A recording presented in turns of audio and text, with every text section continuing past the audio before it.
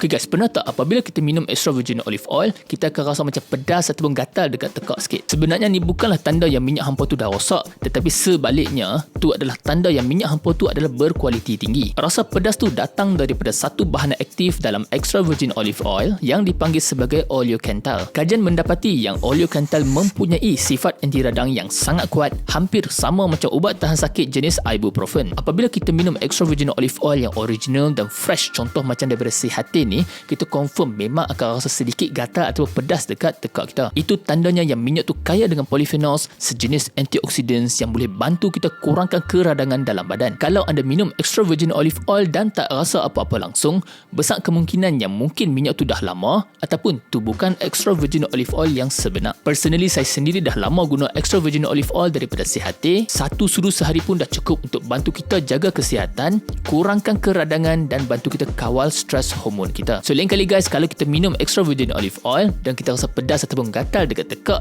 jangan pergi buang minyak tu pula. Itu tanda yang badan kita sedang menerima manfaat daripada antioxidants yang terbaik.